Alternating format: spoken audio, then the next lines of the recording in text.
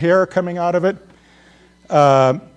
You look at it, and from the neck on up, it is an ape, but from the neck down, quite distinctively, a human female. You see virtually human trunk, breasts, genitalia, arms and hands, legs and feet, posture and gait, and pensive gaze. In fact, this babe has actually had modeling training. We can tell that because models know that if you point the toe, you extend the leg. And she's doing that. I mean, if you trim the hair off these legs, you could use them in a Hanes ad.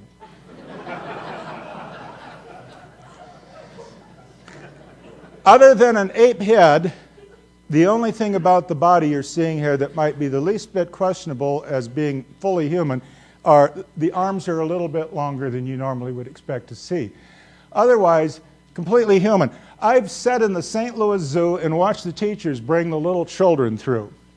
And it's just amazing. You got these kids that can't spell or pronounce Australopithecus afarensis, who know nothing of the scientific evidence, yet they look at this silly mannequin, which, by the way, is only about this tall, and they say, "Oh, look, Miss Ferguson, an ape man."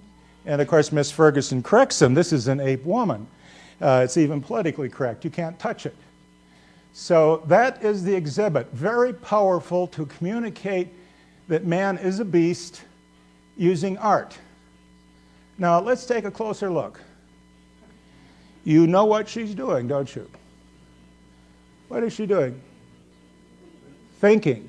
In fact, we've even dug up the fossilized thought. We know what she's thinking. She's thinking, I don't have a thing to wear. Okay, so that part's not true, but the other things I'm telling you are true.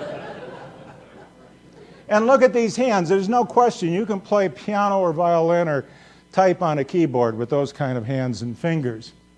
The thing that's incredible is at the time this exhibit was constructed, we had all the evidence we needed to know that this is not correct at all.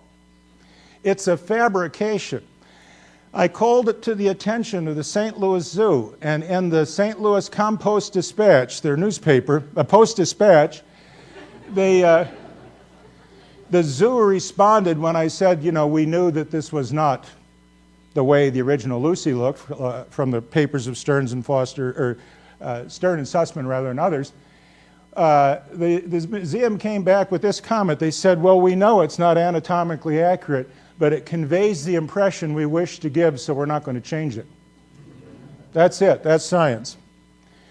Well, who are Stern and Sussman? What they did, these gentlemen, publishing American Journal of Physical Anthropology back in 1983, before this specimen was made, and this is a big paper, page 279 through 312, they looked at what we call the Hadar Australopithecines. These are the kinds of creatures that Lucy is supposedly, presumably the same species, and that's another whole issue.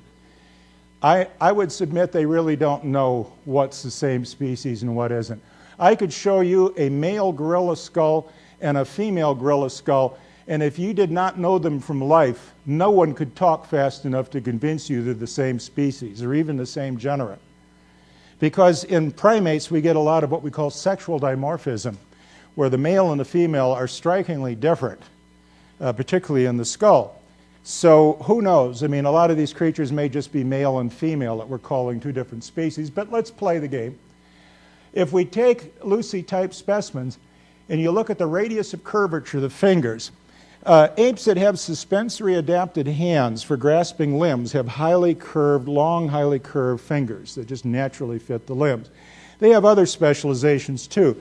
The scapula, for example, where the humerus, the upper bone here, goes into the socket, that socket is tilted up to allow the arm to be up here in a more relaxed position.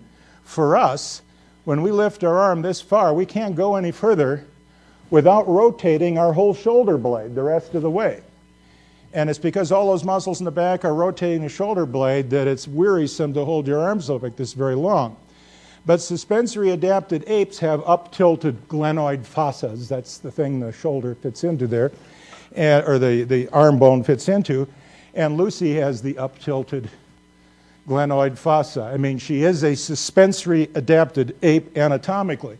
But when they looked at the curvature of the fingers, this is Lucy, and this is human, and these are other living apes here.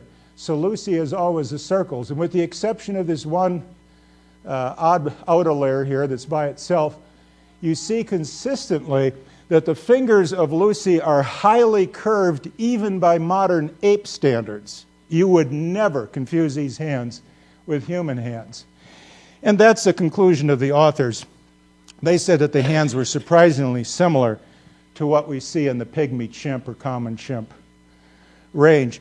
At Answers in Genesis, we're working now, actually it's one of my tasks there, we're making an exhibit that's going to be called the Anatomically Correct Lucy.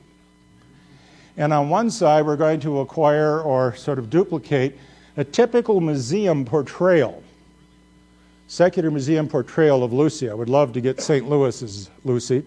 And then in the middle, we'll have the skeleton, in other words, the actual data that we're working with. And then on the right, we'll have what we're going to call the anatomically correct Lucy. It will look like a chimp. It will be knuckle walking. We'll probably throw a banana in, you know, the whole works. Now you say, wait a minute, knuckle walking. You telling me Lucy was a knuckle walker? There's no museum that shows her as a knuckle walker. That would ruin everything. You'd never convince kids coming through in a science class if Lucy was down there being a knuckle walker. Well, this paper was published in Nature in March of 23, mentioned in Science News.